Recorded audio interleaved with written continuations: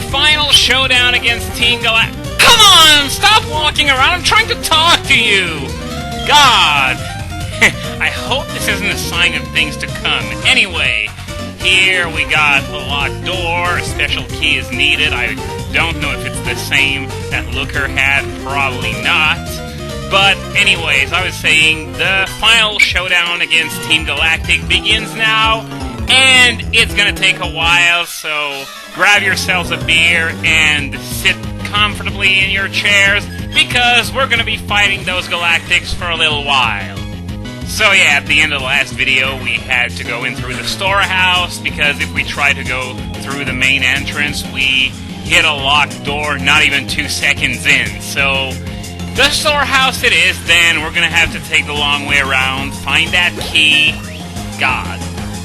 Anyway, I don't know if you heard about it, probably because it was fairly big news, and I don't know how the hell it's even possible. I thought it was completely impossible to do that, but there have been a few Celebi distributions across the United States lately, and one of them, I think it was in San Jose, was hacked. And by that I mean that what was distributed, it wasn't Celebes anymore, but Wonder Tombs, with soft boiled on top of that.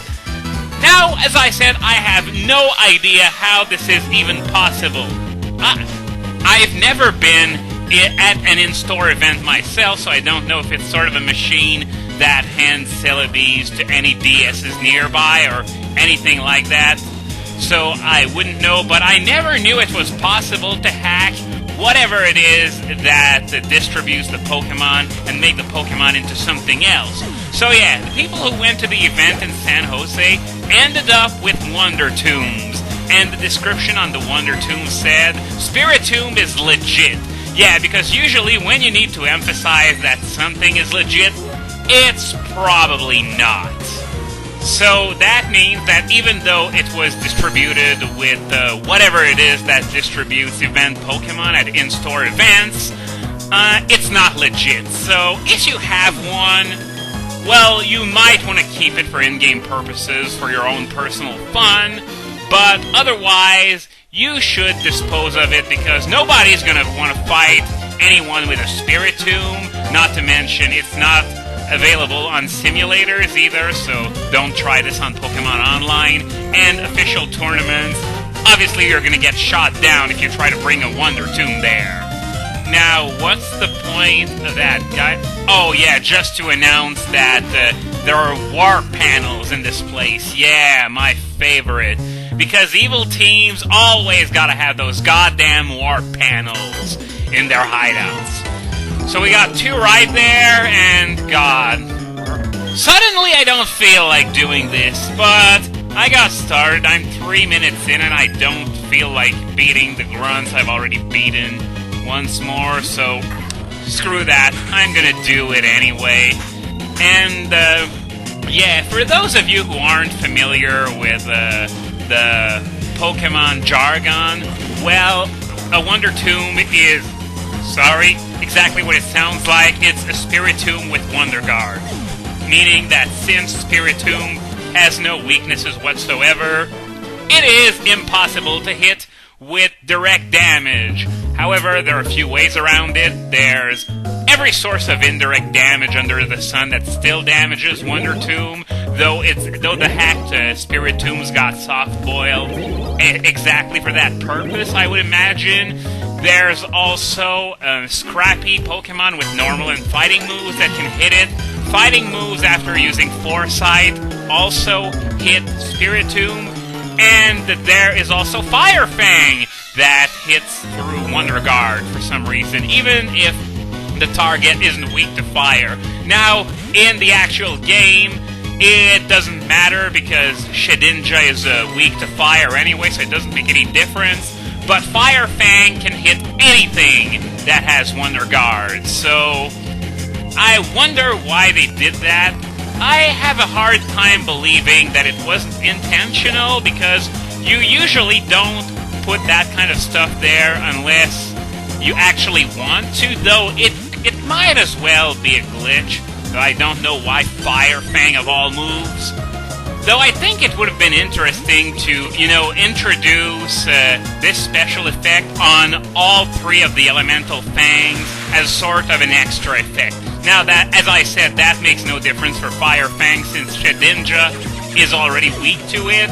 But Thunder Fang and Ice Fang, on the other hand, they're a whole different story. They can't hit Shedinja right now, so I think it would be something cool, even though it doesn't even come close to balancing the natural suck factor of those moves, because, let's face it, Elemental Fangs are rarely ever used.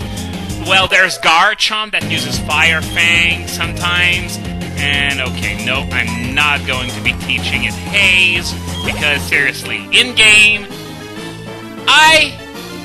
I would like to say I don't remember ever seeing anyone set up in-game, but that's obviously not true. It happens sometimes, but it's so rare, it's just not worth wasting a move slot for that.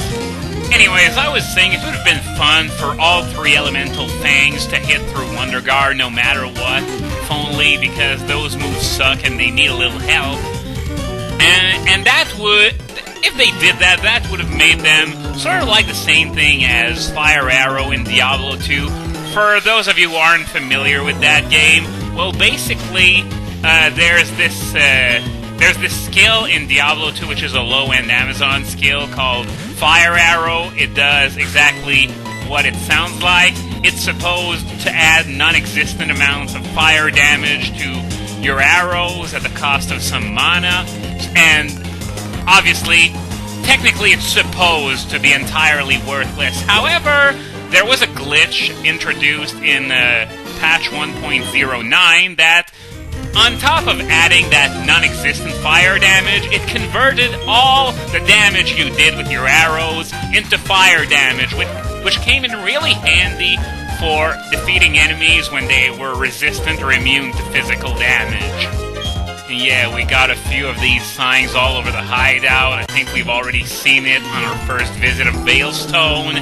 But yeah, originally that thing was supposed to be a glitch. However, Blizzard really liked the idea of making those otherwise completely worthless skills somewhat useful, and they actually made it into an actual feature of Fire Arrow starting with patch 1.10.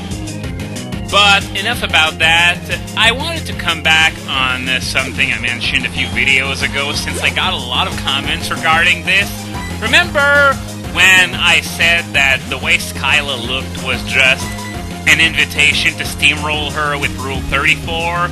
Well, I got a lot of comments about that, and they sort of disgusted me in a way. Not because of Skyla herself, even though one might say she's borderline inappropriate for a game marketed towards kids, but rather with this mentality that seems to be prevalent on the internet and the reason why Rule 34 even exists in the first place. Okay, got a dead end here, and there are still 2 warp panels that I haven't checked. I'm gonna go back to the first that I haven't checked out yet, because I have a feeling this one just has 1 or 2 items, while this one right there is the one that leads to the key. So I'm gonna check that out. Okay. Point of this room? None. Just stall for time, will ya? So, yeah, it leads towards an item, which means the other one leads to the key. Anyway, as I was saying, the thing I'm disgusted with is this mentality on the internet of, and I'm gonna quote Sonic Shorts here because they put it perfectly there, I must draw porn of it! Yeah, that one. If you've seen Sonic Shorts, you know exactly what I'm talking about. But, yeah, this is scary. I sort of want to know, and at the same time I don't. You know, the thought process of those people who actually think drawing porn of fictional characters is a good idea. Especially the underage ones. And, you know, just imagine for a second those people in a job interview getting asked what their hobbies are. I like to draw porn of underage video game characters. Well, there go your employment prospects, man. And some of the comments that I've gotten on this whole thing were to tell me just how bad it got in Skyla's case. It's apparently gotten out of hand, apparently. Like, I've gotten told that there are comics that have a certain Japanese name that I don't remember because I don't know a lick of Japanese. And she's got comics, porn comics dedicated to her. And, you know, how do you guys even know that in the first place? Do you feel the need to look it up for yourselves? You sick bastards! But on a more serious note, we got a dubious disc here. That wasn't what I was about to say, but since I got the dubious disc, I might as well talk about it for a second. It evolves Porygon 2 into Porygon Z. Sludge Bomb TM, no thanks, not gonna use it. But yeah, why you would want to evolve Porygon 2 into Porygon Z right now? I would have no idea because as of now, in Generation 5, Porygon 2 is just flat out better. And this grunt apparently lost the key, which is right here.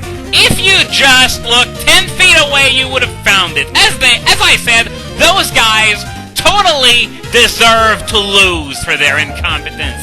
I mean, it's bad enough that Team Rocket guy and Celadon dropped the key to the elevator, but seriously, dropping it, then not realizing that you just dropped it 10 feet away, and not even looking for it? Fuck! Those guys suck! Anyway, I'm just gonna head back to the locked door that served as a dead end earlier on. I think there's just an item beyond that, because now that I have the key, as that other guy said earlier, now I gotta enter through the main entrance of the Galactic building.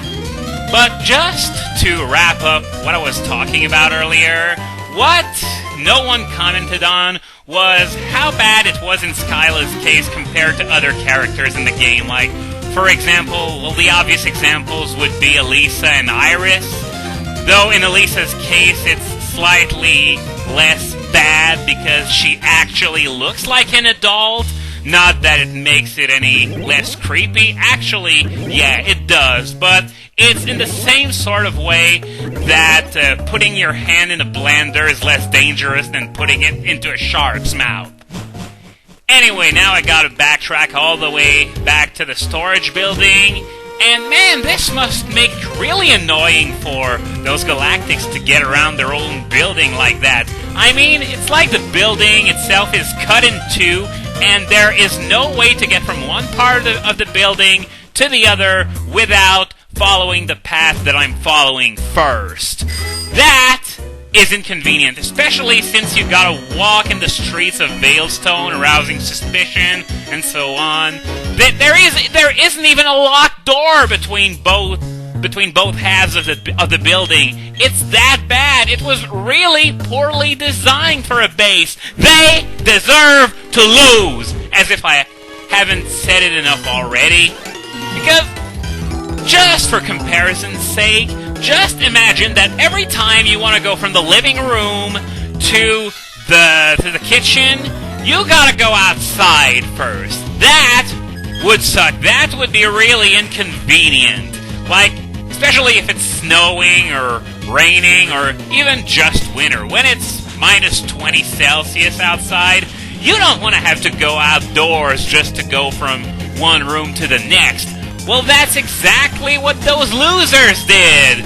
And it's supposed to be a state-of-the-art facility, and I can sort of understand the need for high security, but as we just saw, if one grunt loses his key at the same time there's an intruder in the building, then it's all over anyway. So why didn't they just have one of those security doors putting the two halves of the building together? You don't need to be an engineer to figure that shit out. Even warp pads are more convenient than this crap. Anyway, that's gonna be all for today. I'm just gonna change my lead to Vaporeon, since Lucario's now caught up in terms of levels. Next time on Pokemon Platinum, Team Galactic goes Third Reich.